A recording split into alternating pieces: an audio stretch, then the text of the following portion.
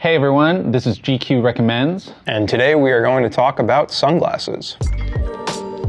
So today we're going to break down in detail 4 essential categories of sunglasses that you should be familiar with, not only this season, but every season going forward.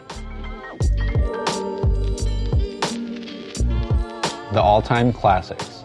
These are the sunglasses that just work. You think about the Wayfarer, the Clubmaster, pair of Persols. A lot of these sunglasses have been around for a long time. They look good and they have a lot of history to them. These are the sunglasses that you can grab and always feel comforted in that you're going to look cool. They're tried and true classics for a reason. Yeah, definitely. And in particular, the one we're looking at here, the Ray-Ban Clubmaster, which is perhaps the most legendary of them all for good reason. They're a super legendary shape that really took off in the 50s and 60s. As regular eyeglasses, they kind of have this Ivy League look to them, which is super cool without being overly Poindexter. Towards the latter half of that decade, they also became popular as sunglasses. Guys like Malcolm X very famously wore them, and they've kind of stood the test of time because they are an almost universally flattering silhouette. No matter which way your style skews, they come in a bunch of different colors, they're fairly reasonably priced for the quality you're getting, and they're stamped with the Ray-Ban sign of quality, which is pretty hard to beat. On the other end of the spectrum, you have a brand like Persol. In some ways, Ray-Ban's Italian counterpart. Do you want us to walk us through the most legendary silhouette from Persol's deep repertoire? Yeah, for sure.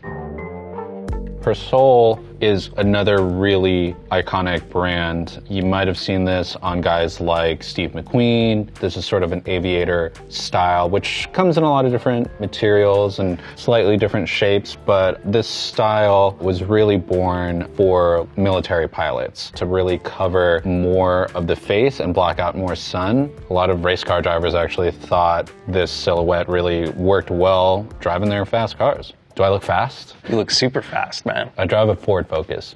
What can you tell us about this last pair? Well, I'm glad you asked, Gerald, because these are one of my personal favorites. This is a Wayfarer-style pair of sunglasses from the French eyewear experts at Jacquemart Image. They're handmade in Japan out of some of the finest quality materials on the planet. You know that they're going to last you for years, provided you can keep your hands on them and won't lose them in the back of a taxi. There are some sunglasses that are made from straight up just plastic, like the same kind you would get from a water bottle or something. These are not that. They feel weighty, they feel dense, they don't feel brittle, like they're just gonna snap on you. But then, you know, you get into sunglasses that are like wire frame sunglasses that are really thin and lightweight. That doesn't necessarily mean it's of poor quality, but get a pair of sunglasses and it feels pretty weighty, that's probably not a bad sign. But along with the higher quality materials, you also get a lot of details that you probably won't see on cheaper alternatives. So there's this nice gold trim here. The color in particular is also like this rich shade of almost mocha brown that's hard to come by in this particular tint.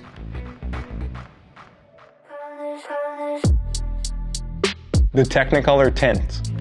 The all-time classics are always a safe bet. We really like those silhouettes, but if you're looking for sunglasses with a little bit more personality, you could also play around with not only shape, size, and silhouette, but color. They're not for the faint of heart, but if you can get past the bright colors, they're actually pretty easy to pull off.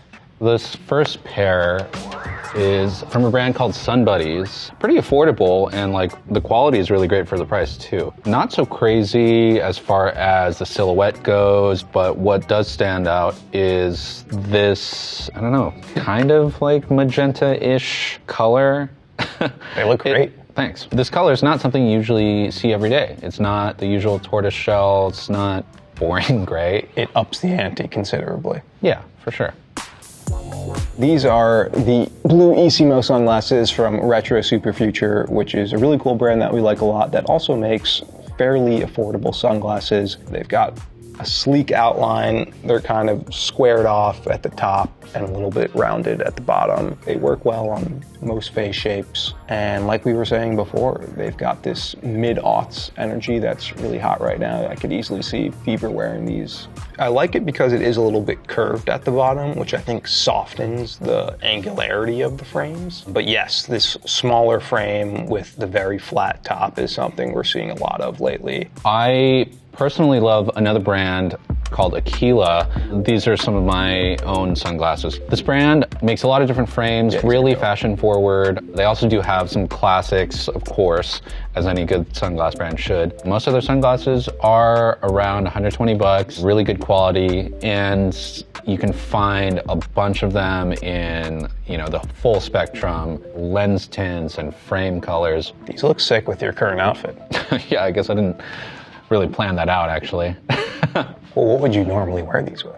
I would generally keep everything else pretty chill. That being said, you liked how this looks, matching my shirt. You can do that too. Well, I think it's because the elements of your outfit are already pretty pared down. Like, it's essentially just a white tee and like neutral colored cargos, but the flannel and the sunglasses level it up. These are sick. Thanks. So if you think this category is a little too wild, just stop the video now, exit, find something else, because we're gonna get even crazier in just a second.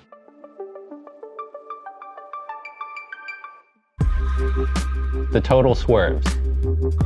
These are the wild style sunglasses. They've been around in one form or another for decades. You can see them on people like Brad Pitt, Pharrell. They pack a lot of style per square inch into a very small silhouette, and that's kind of cool. There's not really a category for this on, you know, whatever retail site you're looking at. So these are just wild sunglasses. It's not a specific shape, it's not a specific color or brand or whatever. If your style tends to skew more pared down and you don't really like to go big with the rest of your outfit, this is a perfect way to flex your taste and show up everyone else wherever you happen to be.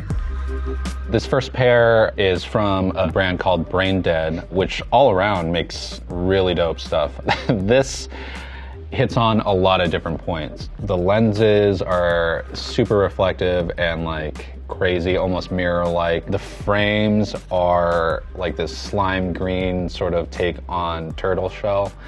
That bit of hardware on the lenses is super cool. I think Kim Kardashian wore a pair of these. This style is called the Mutant, which, I mean, if there's any way to really swerve in this category, it's with something like this. It's a deceptively approachable frame. Mostly because the silhouette itself is pretty universally flattering, so if you can look past or in fact embrace everything else going on, it's going to look good on your face. You want to tell us about this next pair? So these are actually from Cutler & Gross, which I think you and I both really like. It's one of the premier names in higher end sunglasses. They don't come cheap, they're almost 500 bucks.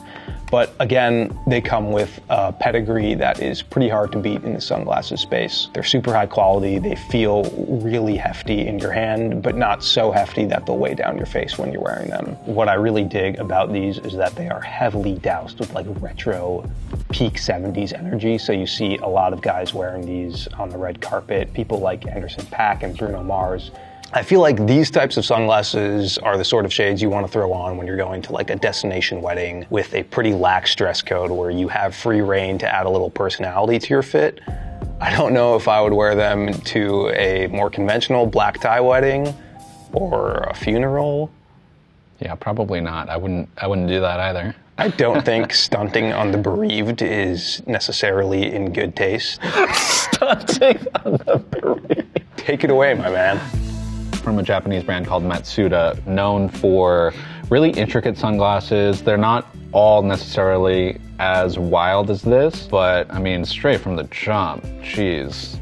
These are based off of vintage welding sunglasses, all metal. It's like very steampunk. I actually have another pair of Matsudas that are not at all like this. They have a really wide range of styles and silhouettes. If the pair that you like flies against the conventional wisdom, whatever the keyboard warriors are telling you looks best on your face shape, so be it. You should commit wholeheartedly, and whatever makes you feel the most confident is the pair you should rock with. Yeah, agreed. So Gerald, the Matsuda pair that you were just talking about, I think these are like 1,500 bucks, right? Yeah. Which is an objectively absurd amount of money to spend on sunglasses. I don't think either you or I would fork over that money so easily without a second thought. What's great about this category is that it ranges so wide, and you can find plenty of sunglasses that are really cool and really swervy at lower price points. We really like a brand called Crap Eyewear. As funny as the name is, they make some really cool sunglasses, you know, just around 100 bucks or even less. The sporting life. These sunglasses come from a place of pure function. A lot of them are built for the specific type of activity you'll be wearing them in. Shag and fly balls, running into the end zone. Or just running into your homies on the way to pick up some breakfast sandwiches. Bang, soundbite for you. I mean, these days we're seeing a lot of these sunglasses not on any type of sports field whatsoever. They've evolved from beyond their purely performance roots. Evolved? Yeah. Or have been forcibly yanked. Yeah, let's say that. Athletic brands, Nike, Adidas, Oakley are some of the most popular names, but there are plenty of fashion brands that are getting into these types of sunglasses. I've yet to see a team sponsored by like a high fashion house, but that would be pretty cool. Like Balenciaga x MLB. Or Prada and the NBA. That would be sick. That would be really sick. I would love to see that. Yeah. To your point, Gerald, there's also like a ton of non-athletes who swear by these styles. Like Justin Bieber has been wearing the Balenciaga version of this type of sunglass pretty religiously on tour, and Bad Bunny routinely sports them on the red carpets. But I think it's that element of sport influence design that makes them really cool and kind of adds a little bit of edge or like an unexpected flavor. So the first pair that I'm looking at here are from Nike. These are a pretty classic example of the silhouette. Cantilevered shape, super glossy finish, definitely a polarized lens, and a hint of neon on either side of the temple there. So the second pair we're going to take a look at are from Westward Leaning. How do they make you feel? They look pretty sick. I feel pretty sick. If you're, say, like running at night, they've got the yellow tint, and it actually brightens things up. So depending on the color of the lenses, they'll give you, you know, better acuity in some areas and not others, so it really depends on the activity. So do you think these types of sunglasses have to be worn with running gear or gear that's specifically made for athletic performance? I don't think you have to. I've seen plenty of people look really cool in a sort of like Y2K kind of vibe. I think you would probably agree, Gerald, that no discussion of sportier shades would be complete without mention of Oakley, which is sort of the OG when it comes to the genre. They've been making styles that, like we said, evolved from their athletic pedigree to be a staple on the street as well. The classic silhouette is the Radar EV Path, which is a little over $240. Sounds like a lot, but you get a ton of functionality and performance with one pair of shades. If you don't want to buy them new, I scooped this pair secondhand. Basic silhouette hasn't changed much over the years, but they make me feel like a multi-million-dollar athlete every time I wear them. And I don't even have an endorsement deal.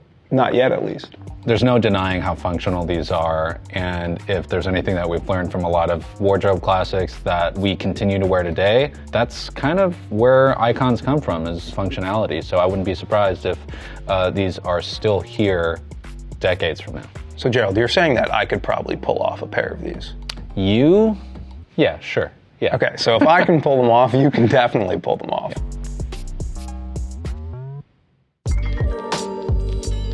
So which one of these guys was your favorite? It's probably these guys right here. I think they're the most fun, but maybe not one I'd wear every day. What was yours? Honestly, I feel like my taste is a little more conventional. I dug these a lot, and I feel like I would get a lot of wear out of them. Thanks so much for watching. And if you like what you saw, you can check out all the links right below.